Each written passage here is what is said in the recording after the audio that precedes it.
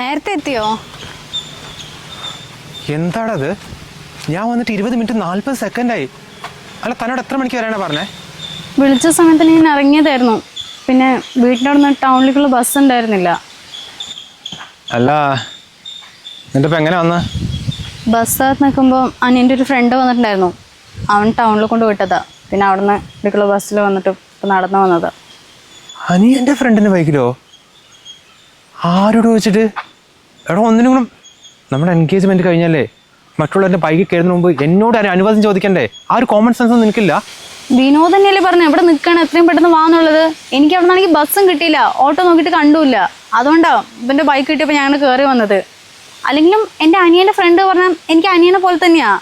വീട്ടിൽ എന്ത് കാര്യം ഉണ്ടെങ്കിലും അവർ വരും. ഇനി എൻ്റെ കോളേജിലൊക്കെ എന്തെങ്കിലും ഫംഗ്ഷൻ ഉണ്ടെങ്കിലോ പെട്ടെന്ന് എന്തെങ്കിലും അത്യാവശ്യം ഉണ്ടെങ്കിൽ അവരൊക്കെ തന്നെ കൊണ്ടുവിടാറുള്ളത്.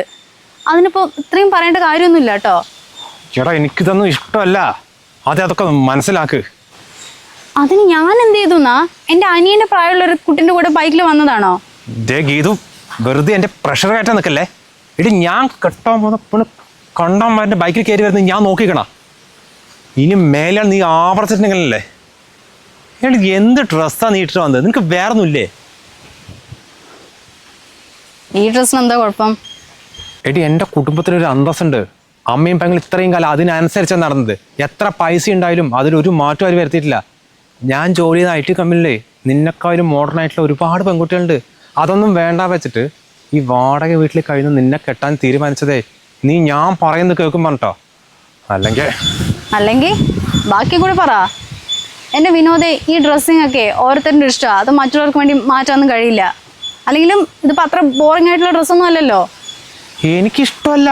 പോരെ, ഞാൻ കല്യാണം കഴിക്കാൻ പോകുന്ന പെൺകുട്ടി മാന്യമായിട്ട് ഡ്രസ്സ് ഇട്ട് അടങ്ങി ഒതുങ്ങി നടക്കണം. അല്ലാതെ ഇമ്മാതി ഗീതു, ഇപ്പോഴേ ഞാൻ പറയാ, ഇതൊന്നും എനിക്ക് ഇഷ്ടമല്ല.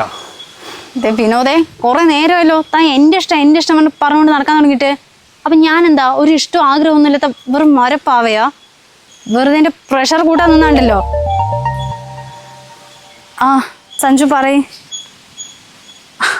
ജോലി കിട്ടിയോ? TCSലാ? കൺഗ്രാറ്റ്സ് ഡാ. നമ്മളെന്ത് സാധാരണ ഒരു കമ്പനിയിൽ പോണോ? ഇല്ല, ബാക്കിയുള്ളവരൊക്കെ നോക്കുന്നുണ്ട്, കിട്ടിയിട്ടില്ല. എന്തായാലും നീ എപ്പോഴും ജോയിൻ ചെയ്യണേ? അതിനു മുമ്പ് ഒരു പാർട്ടി വേണേ. ഓക്കെ, നമ്മുടെ ഗ്രൂപ്പിലിട്. ഞാനിവിടെ എൻ്റെ വുഡ്ബിൻ്റെ അടുത്ത് സംസാരിക്കാൻ വന്നിരിക്കുക. ഓ, ഞാൻ പറയാം. ശരി, നീ പ്ലാൻ ചെയ്തിട്ട് വിളിക്ക്. ഓക്കേടാ.